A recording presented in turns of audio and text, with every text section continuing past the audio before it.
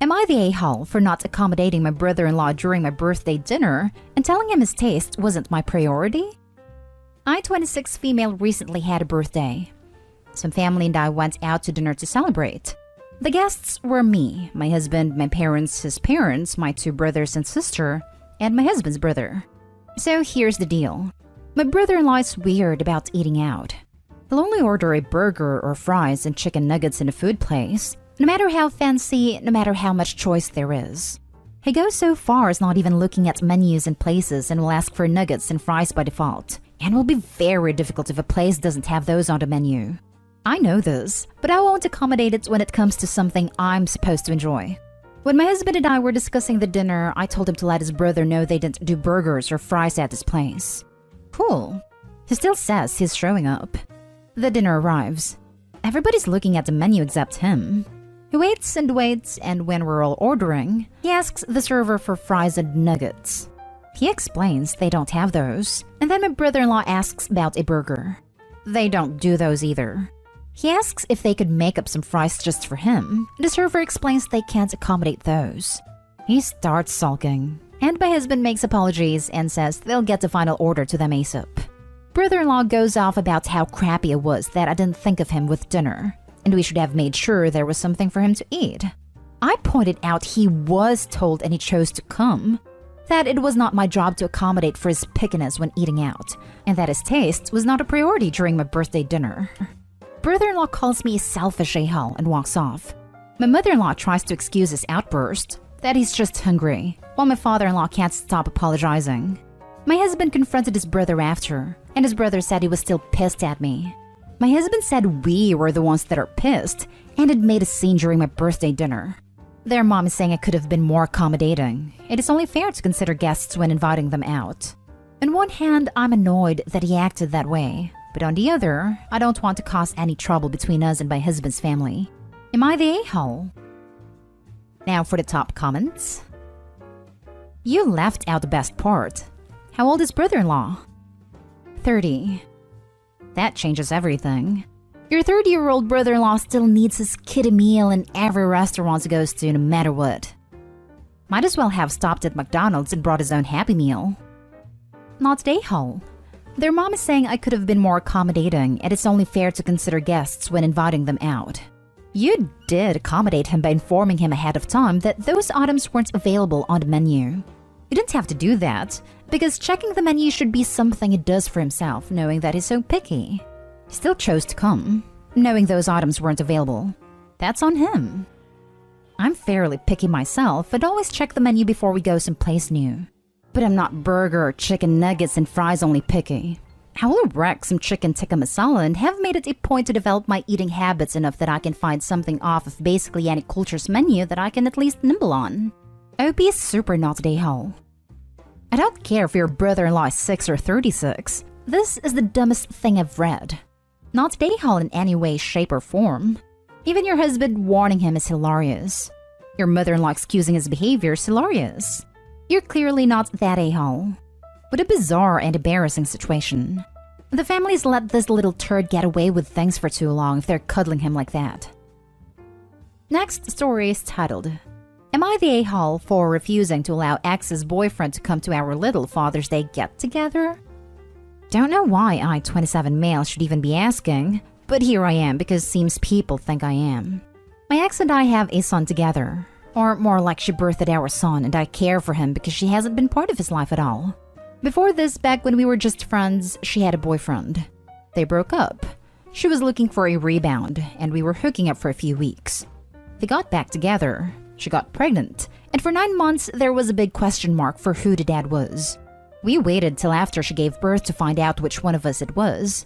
During the pregnancy, she changed her mind about being involved and was thinking about adoption. He supported whatever she decided as far as I know. I didn't want to give up my son though after finding out his mine. So we agreed I'd get full custody, and she wouldn't be involved except for paying child support, which I don't really use but put that away for him in case it's needed.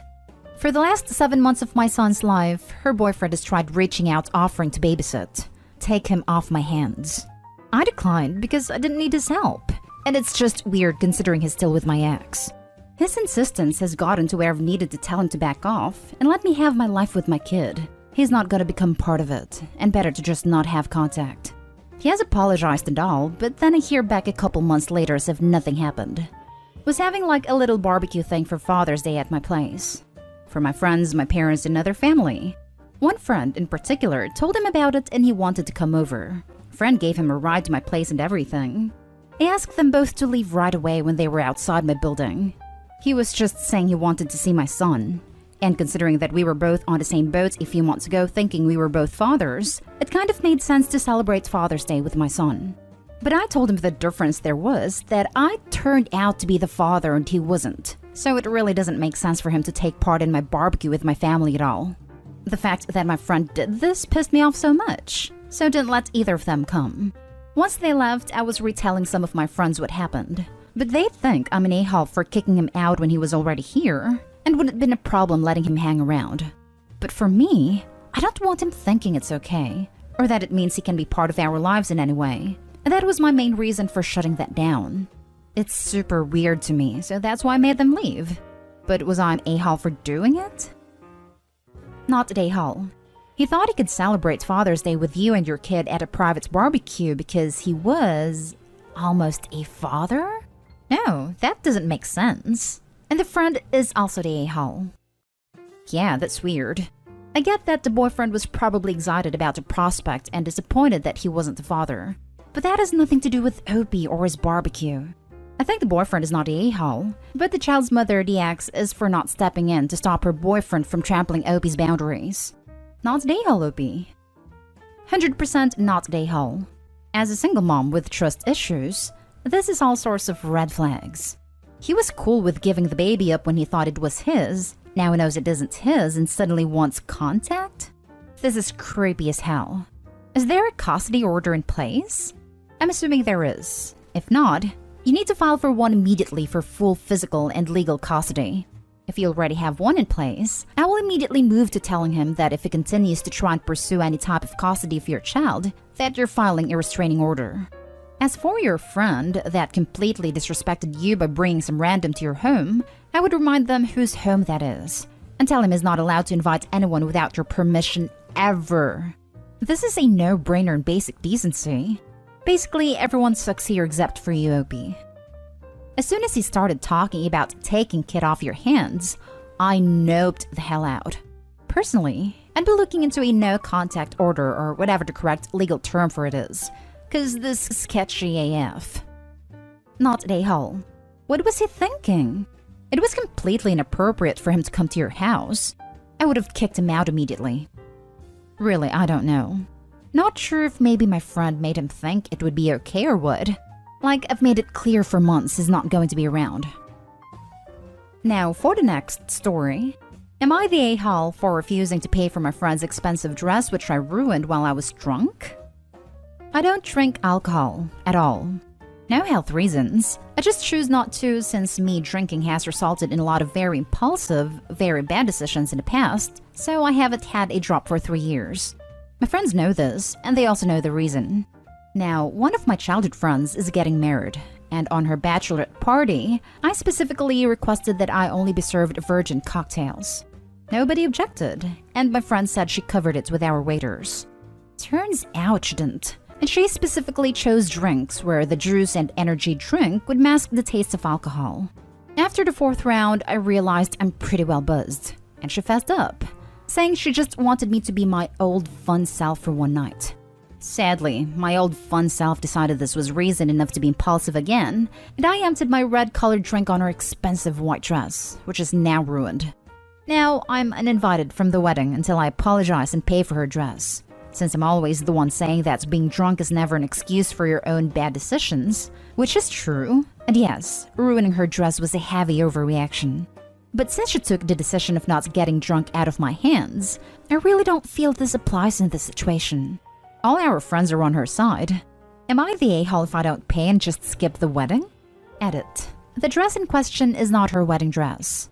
It's a white cocktail dress that cost her around $200 as I was informed afterwards. Yes, expensive is relative. This is expensive to us. Now for the comments. Not a a-hole. I strongly believe that if you choose to drink, you are responsible for the consequences. She removed your ability to choose, so has to deal with the consequences of her decision. This, not a-hole. This is the simplest and most concise way to think about it. Like you, I'm not the one to excuse what people do when drunk as though they aren't responsible for their own actions. But in this case, your anger was completely justified. It may have been a little crappy to ruin her dress, but it's not at all on the level of intentionally spiking you with something you specifically told her you didn't want in your body. She violated your consent, and she's the one who should apologize.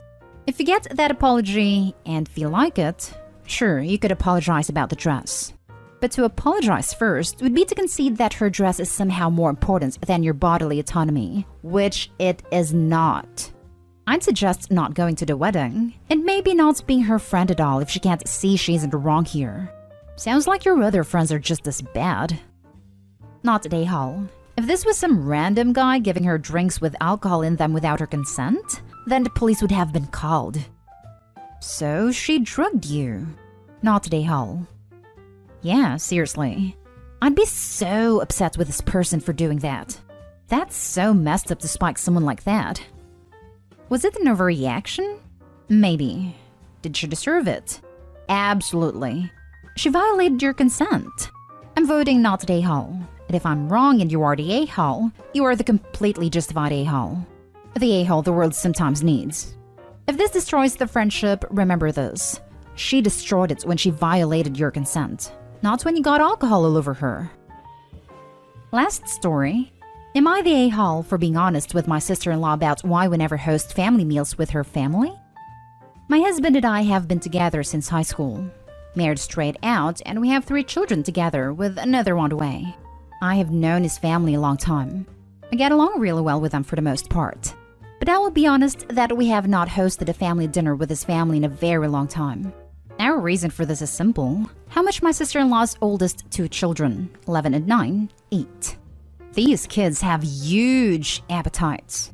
We're talking 3 pieces of chicken with a roast dinner, 2 or 3 helpings of roast potatoes, extra veggies, extra gravy. Between them, they could easily scoff what our household would eat in one meal.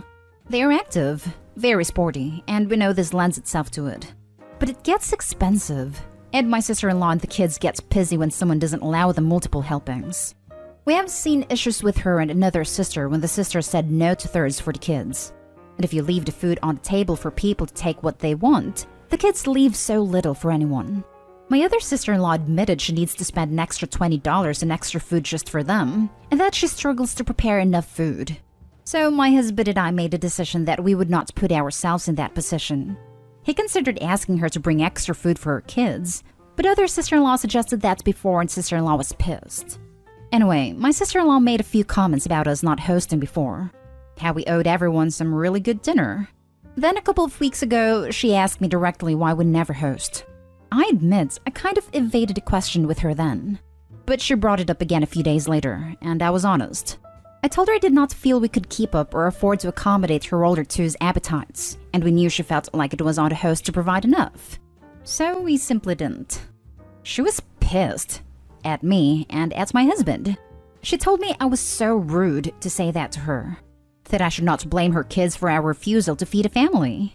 Other sister-in-laws backing me up, and so is my husband. My husband's brother is on sister-in-law's side, and said it's only fair to do it for family and don't ever blame the kids for adult choices. Am I the a-hole? Info. How often was this happening? I have family over maybe once or twice a year, so the idea of an extra $20 expense so infrequently would seem a bit silly to complain about. So I'm assuming your meals are occurring much more frequently? Maybe that's the actual problem. Would it still be a burden to feed these children if they were coming by once every 6 months? I think that also depends on the expectations of what's being served too. Because my sister-in-law insisting that it's time they hosted a nice dinner for everyone, that could easily run up to several hundred to feed a large group of people, let alone making sure that there are several extra servings for these kids. If we go off the assumption that they want a chicken roast to be served, I'm using this as the example since it's the one Opie gave, we'd need 1 chicken just for those 2 kids, as well as a whole platter of everything else for them. That could easily double or triple the budget, depending on where OP shops and what they're expected to make. One roast chicken can easily serve 4 people dinner. It's not like whole chickens are cheap. Info: how often does sister-in-law host you? Sister-in-law has hosted 3 or 4 times since OP and her husband got married, which I'm guessing is a long time ago. Ding ding ding! If her family eats more, then there's an argument that you should have to host less. But the argument that she should always have to host, so she's spending money on you and you never reciprocate, hardly seems fair. Exactly this. And why can't menus be changed to be more economical? Why have a roast and chicken? Since when are potatoes backbreakers? Yes, I understand even potatoes can be expensive for some people. They are not expensive compared to a roast. Extra gravy? That's just nitpicking. Not day-hole. I think it's time to stop hosting family dinners and have a potluck instead, if our kids have ferocious appetites. This would work with reasonable people, but I've watched people like the sister-in-law bring a bag of chips or some rolls and consider it a fair trade when their household polishes off multiple trays of food. Not day-hole. It's not so much how much they're eating, but that they take most of the food and don't leave enough for other people. That's just poor manners. This sister-in-law needs to feed her little garbage disposals at home before taking them to a meal at someone's house. Yes, I've done it. Had an active teenager who sort of runs for fun and could eat his weight in pasta every day. You do what you gotta do.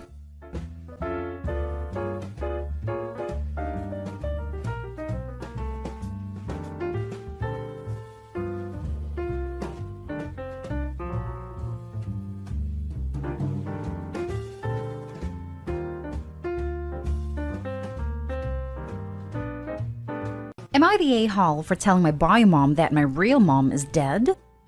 My 25 male biological mother, 45 female, has been trying to get back as a part of my life for the past few years now. My grandmother raised me until she passed away, and I was put into foster care because my bio mom was an unfit mother and was extremely abusive.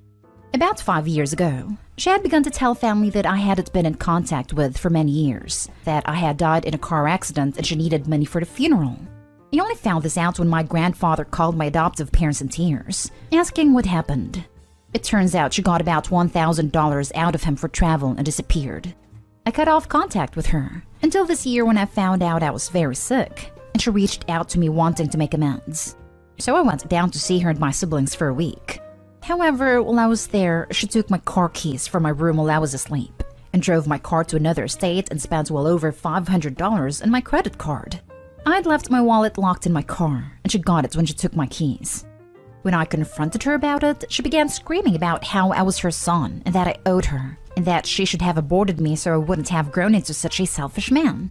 That she was my mother and I needed to take care of her. I lost my temper and told her that my real mother, my grandmother, her mother, died 20 years ago while she was off high in crystals after abandoning me. I grabbed my things and left and haven't spoken to her since.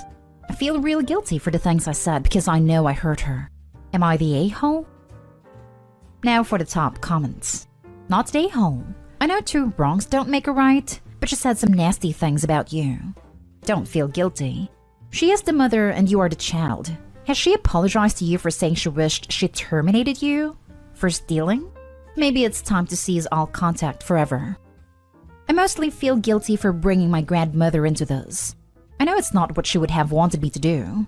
As for my bio mom, no, she hasn't apologized. She sent me a few choice messages on Facebook before I had to block her. Congrats for standing up for yourself. Some things you may consider doing.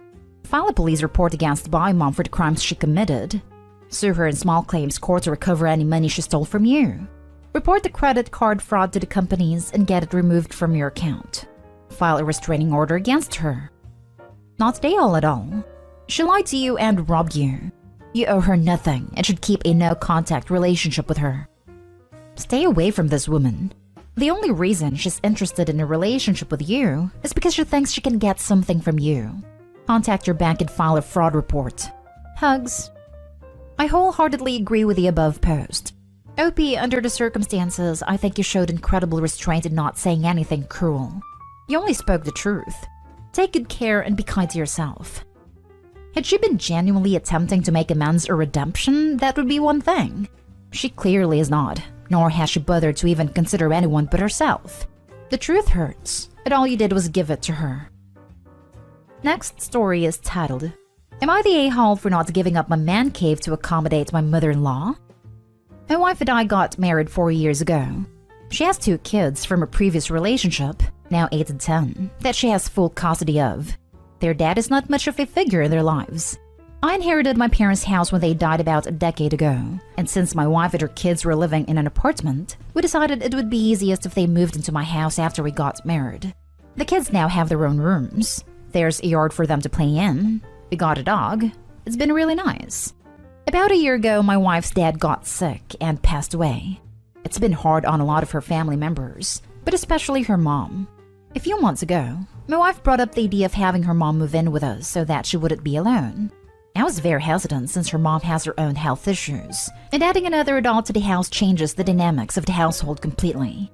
After a lot of discussion and pressure from my wife, I finally opened up to the idea, but there are still roadblocks. The biggest being that we do not have a spare bedroom for mother-in-law. My wife's idea is to make the basement a kind of mother-in-law suite. However, I have spent the last decade turning the basement into my man cave. Think bar, pool table, poker table, big screen TVs, etc. I did a lot of the work myself and I'm pretty proud of it. I told my wife that it's pretty much a non-starter for me to give up that space, as it's something I've been working on for a long time, since before I even met her. My solution is to have the kids go back to sharing a room, and mother-in-law gets the other bedroom. My wife said that her kids have gotten used to having their own space, and she won't force them to give that up. I asked her why it's okay for me to have to give up my space but not anyone else. I told her I am the one who is gaining nothing from having mother-in-law move in. Mother-in-law would get to be around family. My wife gets her mom clothes. Kids get their grandma. And I would have to give up something that I worked long and hard for? Doesn't exactly sound like a sweet deal for me. She called me a selfish a-hole and told me I'm being ridiculous and stubborn. She told me that this is now her house too, and she's not going to make her kids sacrifice their space when we have a perfectly good space that mother-in-law could use. I told her that the basement is the one place in the house that I do not want changed, under any circumstances. No exceptions. We've been fighting about this for weeks with neither of us willing to budge. My wife is getting more and more hostile towards me and our relationship is suffering. Do I just need to bite the bullet and give up my space? I think I'm already giving up a lot by allowing mother-in-law to move in with us, but am I being an a-hole about this?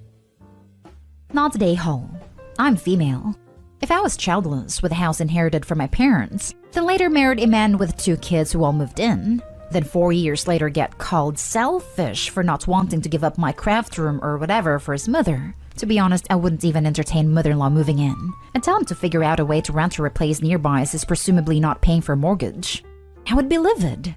You don't want to give up your space. Where will you hide when you have enough of mother-in-law? Wife doesn't want kids to share rooms. The answer is obvious. Mother-in-law should not move in. Female here also, but I'd be damned if I have given so much of my family home and then be called selfish. I like your idea. Mother-in-law should have property she can sell and benefits from the dad. If she's so bad off health-wise, why isn't her daughter looking into assisted living? Sounds like she's trying to claim some sort of squatter's rights by having mother-in-law there so she can leave Opie and take his house. Again, Opie, I hope she isn't on the deed. No, the house is only in my name. I recommend you double-check with a lawyer. In the case of divorce, she seems selfish enough to go for your home. Not an a-hole. Having someone else move into your home is a situation where every adult gets a veto, barring extraordinary circumstances. Your mother-in-law being lonely does not qualify. Would it not be a compromise to have mother-in-law move into a small apartment nearby? That way, she can still visit regularly, but still go home at night. Being lonely sucks, but that is not grounds for a wife to force Opie to agree to her moving in. Not an a-hole. OMG, are you serious? I would say you're the a-hole for marrying this woman. Not only you are raising her kids, and she doesn't have to pay rent, she wants everything. She gets hostile and says this is my house too. She definitely doesn't respect you and what you've given to her. You should think if this is the woman you truly want in your life. Next story. Am I the a-hole for not wanting to be responsible for my stepdaughter? I, 29 female, and my husband, 33 male, are a blended family. I have a son, 5 from a previous relationship, and get along great with my ex who provides so much for our son, his great dad. My husband has a 3-year-old daughter, and together we have a 4-month-old daughter. My stepdaughter's mom is not in her life at all, and signed away her rights and OD'd after an addiction, so she lives with us full-time. After my daughter was born, I became a stay-at-home mom to take care of my kids. Discussed when I was pregnant. It added mean to her, but postpartum has been bad, so I have changed what I originally anticipated. My husband works and provides for the family financially. When I became a stay-at-home mom, my husband assumed that I would take care of all the kids, including his daughter. At the time, I 100% agreed. He said that he was clear when we dated that his daughter did not have a mother, and he wanted whoever he married to take on a full parental role, especially since her mom did not want her to show that she was deserving of a mother's love. I agreed to this, and agreed since I met her when she was a year old. I call stepdaughter my daughter, but using stepdaughter in this post for clarity. However, now after having a baby, I want to take care of my kids because I am so overwhelmed, and would like my husband's family to watch my stepdaughter. My husband is furious at me, and says he provides for the whole family and I wanted to be a stay-at-home mom. He said I agreed to take care of stepdaughter and treat her as my own when we dated. I said that things have changed. He argued with me saying that he provides for my son, and I countered saying that his dad does a lot for him. My husband got upset with me and said he knows he has a great dad, but still takes care of him and treats him like his own son. He accused me of being an evil stepmom and hating his daughter. I do not hate his daughter. I am just overwhelmed with 3 little kids. Note, I had a traumatic birth and suffer from PPD, so this is not a permanent request of mine. My ex helps out more than usual with our son because of this. So am I the a-hole for only wanting my stepdaughter to be home when my husband is there? Edit, I live far from my family. My ex is the only one who can help with my son, though my husband's family does treat my son like their own. I just felt like it would be unfair to let his family watch my son, when I could give more time to my ex since he runs his own company and has flexible hours. My husband has a lot of family that can help with stepdaughter. Now for the comments. You're trolling, right? Yes, you're the a-hole. It's absurd you even had to post this to confirm. If this is real, I hope he gets some help. You need medical intervention immediately. This is not okay. You are not okay. You're the a-hole. Yep, and it sounds like the husband might be oblivious. Hopefully he realizes and gets someone to watch all the kids until she can get it under control. You're the a-hole. You don't get to pick and choose that you'll take care of your children only when you married a man who has a child and no other parent around. You're straight up saying that you don't think of your stepdaughter as your daughter. I do. I just need to focus more on the baby because I am so overwhelmed. I also need help with my son. Then the answer is that you need to seek treatment, not tell your husband you'll only take care of your kids. She's your kid. Major, you're the a-hole. Don't be shocked if he divorces you over this. I want to take care of my kids. Newsflash, she's one of your kids as per your initial agreement. Being overwhelmed with 3 little kids doesn't give you the excuse to pawn one off part-time. Now for the last story. Am I the a-hole for encouraging bullying? I am a high school teacher. I'm currently teaching a class of 16-year-olds, and this is the class whom this will be concerning. 2 months ago, I assigned them a group project. I paired up 2 students, Faith, female 16, and Ned, male 16. They wrote a pretty good report together, but then close to the end of the project, Faith came to me and said that Ned had done no work. Now, I know Ned. He's well-liked, which is relevant, but also very hardworking and super dedicated, so I was surprised to hear that he had done this. I asked if she had any proof, and she said she didn't have it compiled, but she could get it tomorrow. She comes back and shows me the edit history on her document. I later came to know that she had copied everything, and then deleted it so that it looked like she had written all of it. I initially believed her, but then checked when it was all written, which was the night before. I was suspicious, and asked if she had anything else. She showed me messages which were all basically her trying to organize times to work on it, but him rudely shutting her out. I confronted Ned about it. He was shocked and told me that he had been locked out of Google document 2 days before. He then showed me the real messages, and it was just them talking about the project and both of them coordinating the work. It was pretty obvious what Faith had done, and I went back and confronted her. I demanded to see the full edit history, and it showed that the workload was actually more 70% to 30%, and Ed had done roughly 70% of the work. I asked her why she had done this, and she told me that she thought that if he hadn't done any work, she'd get a higher grade. I was pissed, Because if I had believed her, it's literally a 0% grade for Ned, and his average would have been completely wrecked. I took this to the principal and she was given a 4-day school suspension. I should also add, Ned wants to go into a career where he needs an insanely high average. Ned told the class, and now they all basically hate Fate. She wasn't very well liked before, but now she was actively phased out of conversations. When there were social gatherings outside of school, she was excluded. It's at the point where she's crying every day. I feel bad for her, but it is really her fault, and she's facing her consequences. Now, her mother recently came to school screaming at me and saying that she's having mental breakdowns every day because of the social exclusion and bullying. She's saying I need to talk to the class and tell them they all need to include Fate or else. She also wants Ned punished for telling everyone. Whilst I feel bad for her, I don't feel fair punishing Ned, because this wasn't some super private conflict. It was just a matter of group work, and as such, I never told Ned to not tell anyone. Furthermore, it's just common decency to not pull something like this, and Fate could have ruined his entire life. We're not in the US. Our high school grades matter as that's what gets these kids into college courses which determine their lives. Not day home. First of all, I do not see any part of this situation where you are encouraging bullying. If anything, you were just encouraging the truth to be heard.